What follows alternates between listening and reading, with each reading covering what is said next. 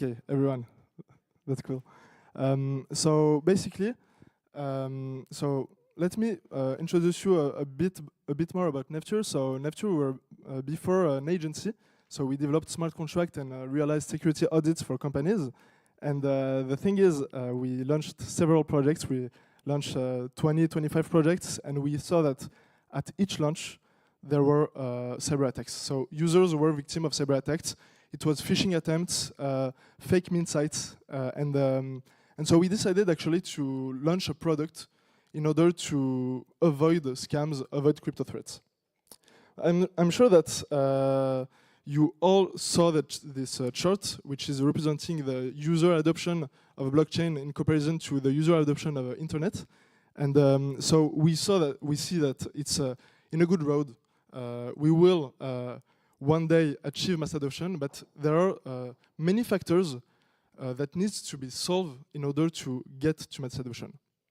The first one is the real use cases and the user experiences. So basically, before reaching mass adoption, we need to improve the user experience of Web3. So for instance, propose a gasless experience to users, because paying gas fees at each transaction, it's complicated for general people.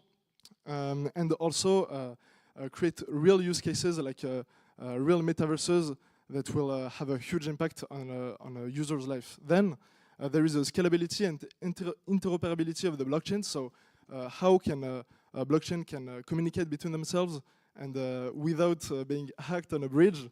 And then there is a security and privacy. So basically, it's one of the, for me, one of the three biggest main challenges for reaching to mass adoption, because today user security is quite complicated, because we are losing the trust of people. And so if we are getting out that, like, continuing to create, to actually, how can I say it? If we are still losing all this money in order to, like, steal all this money to avoid the scams. Sorry, I'm just a bit nervous. Sorry. So basically, the user security is complicated because security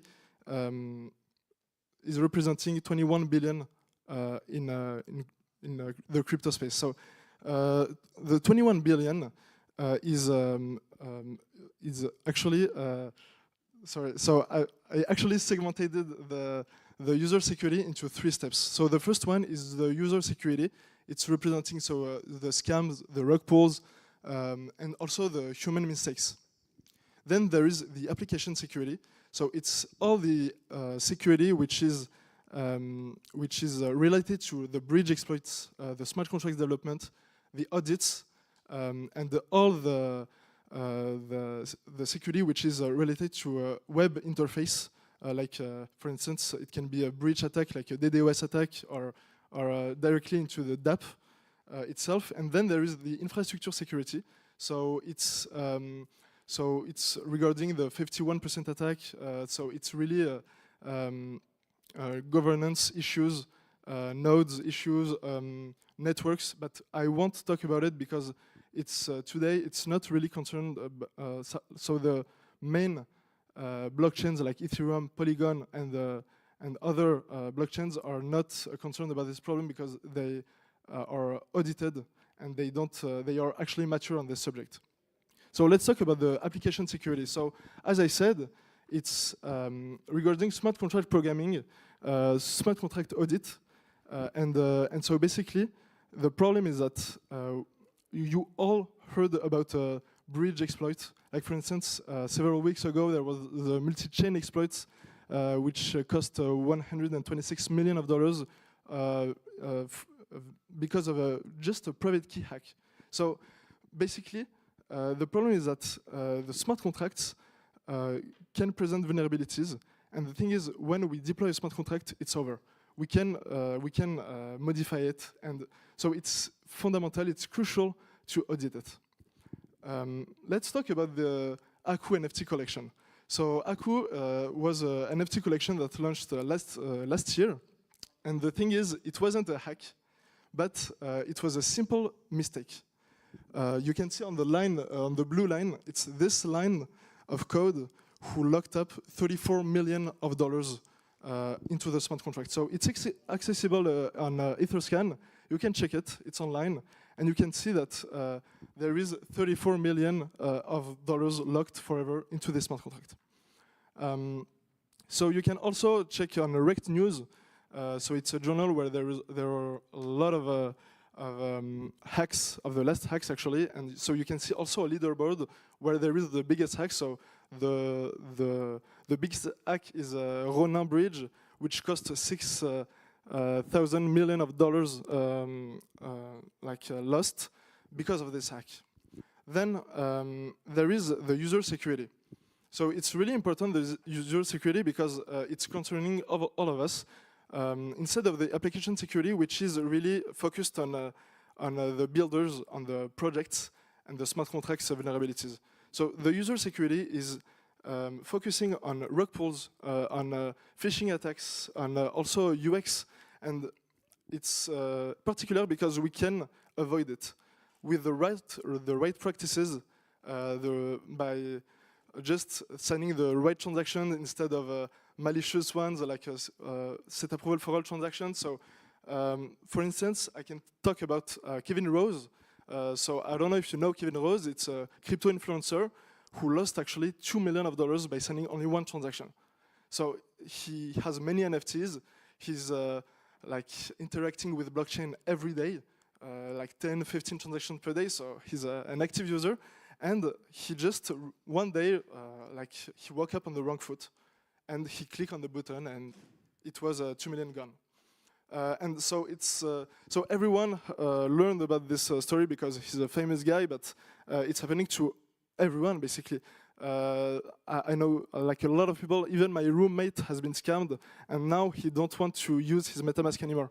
So it's happening to everyone and it's representing just in 2023, since January, $600 million. So it's still a huge problem. We thought that it was just only on the bear market with the bull run with all the NFTs bubble, but no, it's still happening today with all the new meme coins, the honeypot scams. So it can be a rug pull, it can be a phishing attempt, it can be just a simple wrong transaction. And the thing is, today, when you sign a transaction on your wallet, it's still complicated to know exactly what you're doing, even for the most experienced users, because sometimes transactions are complicated to understand. It's simple. So I prepared a checklist to stay safe. So if everyone has a MetaMask, it's perfect. I don't know if you're really advanced in security or not. So this checklist is really for like the basics of security. So it's really to secure your private key with a hardware wallet, like a ledger. Check the validity of the URL. So for instance, there is WalletGuard, which is a good solution in order to check the URL.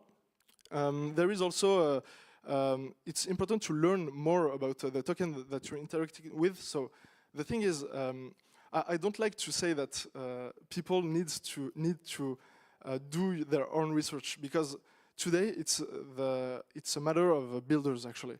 It's important that wallet providers, RPC providers, dApps, and other solutions propose to the user a sufficient user experience in order to avoid scams. It's fundamental. But as we aren't here today, it's important to do our research and to learn about the token. So there is DEX tools, but you can also learn more about the tokens on CoinGecko or CryptView. Also, revoke your approvals on Revoke Cash. So, for instance, I was talking about multi-chain earlier, so $126 million lost, and a lot of users revoked their approvals, so they were safe, but it wasn't necessarily all of the users. So it's important to check your wallet health on a Revoke Cash or Nectar, for instance. There is also something interesting, it's bubble maps, so you can check the governance of the token, so you can see directly if the token is a rug pull or not, because you can see all of the holders and it's a good visualization tool. Always verify your transaction on your wallet. Avoid blind signing on your ledger. And at the end of the story, also enable 2FA authentication with Nectar. So Nectar Security, we do transaction security, so we act like a firewall, but we also are giving you a score on your wallet, so you can simply add any wallet that you want, enter your ENS, and you can have your wallet score. You can request a wallet audit and have real-time alerts on your vulnerability of your wallet. So what's happening next? Today, we are still in the middle of a lot of scams, a lot of rug pulls. There was a multi-chain earlier, but there are a lot of scams today. And so finally, at the end of the story, it's a matter of building trust.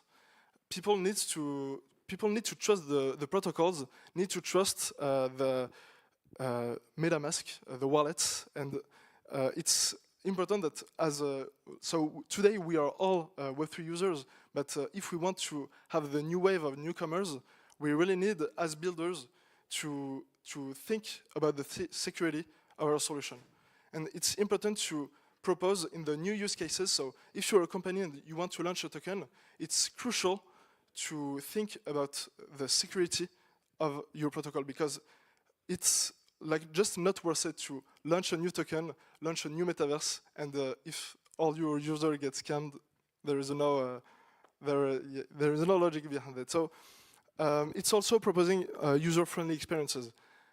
So it's really great. We can see that MetaMask has improved their security features. There is also MetaMask Snaps, which will come in a few months, I think next month. And so it will really improve the user experiences behind it. So it's quite, I feel that we are going in the right direction, especially with account abstraction.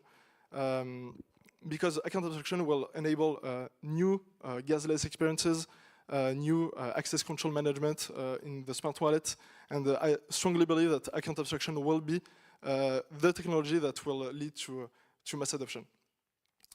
So I'm also proud to announce to you that Nectar is being one of the first members of the League of Cybersecurity dans le Web3. So it's a French league for fighting against cyber attacks. So it's really all the cyber attacks field. So it can be user security, native, it can be compliance, regulatory, so the thing is, by creating this league, the goal is to make Web3 a safer place. So we're doing that with Red Square, who are the initiative of this league, but with Binance, CoinHouse, and other actors. So thank you very much. If you want to talk about security, don't hesitate to reach out. And it was a pleasure. Thank you.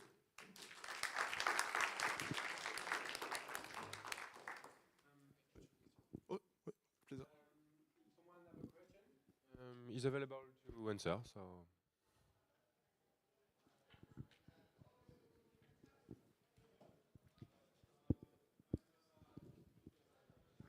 Thank you. Yeah, hi.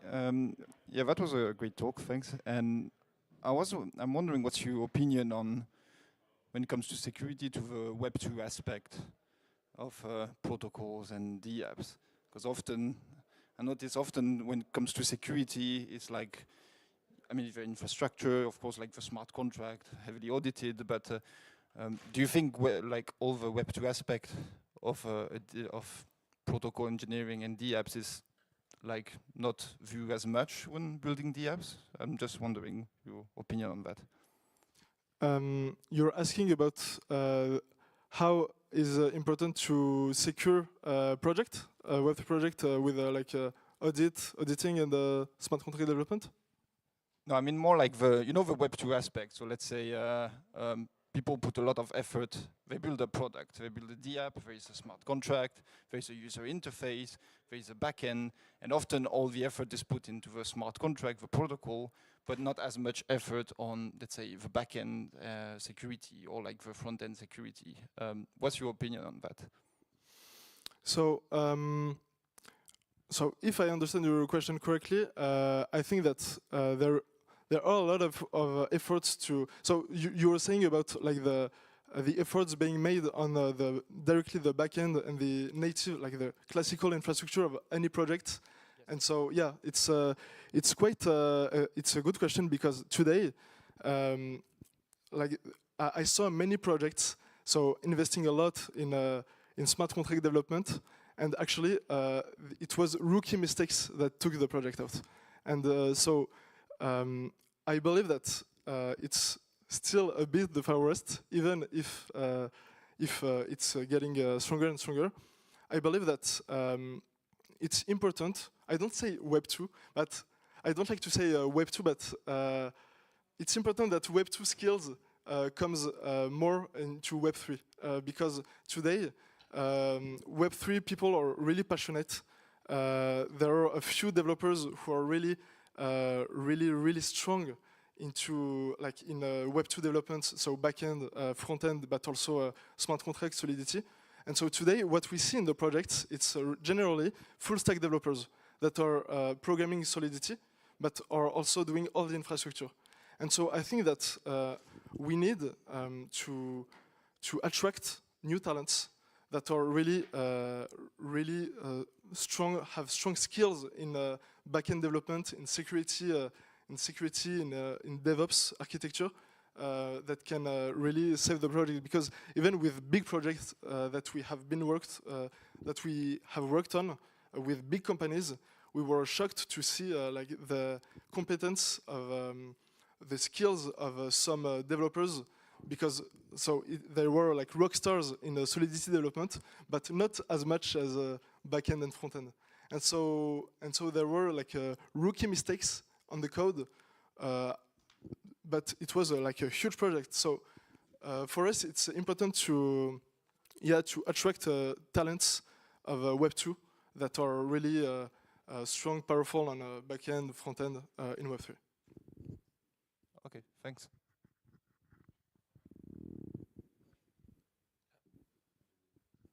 Hey, thank you so much for the talk. Can you talk a little bit more about the wallet score that you were referencing? I'm just curious, is it looking at private key management? Is it looking at the contracts you're interacting with? Or if you're basically aping into all the Ponzi's, but how does that work? Yeah, absolutely. So basically, at first, we were really focused on a transaction. And we recently launched like a wallet score management platform. So it's accessible on Ledger Live if you want. And so basically so you can enter any wallet you want. It can be yours, it can be other one. You don't have to connect. And so we identify all the tokens that you have, all the approvals, the dangerous approvals that you have. We are seeing your behavior as a user. Are you using your wallet like really frequently or not? Do you have like the good practices or not? Have you enabled 2FA authentication or not? And we give you a score, basically. And so we are saying to you, watch out. You have this danger approval. You have $500 value at risk, and you need to revoke it right now. Yeah. Thank you. Another question? No? Okay. So thank you, Célim. And thank you very much. Thank you, everybody. Thank you.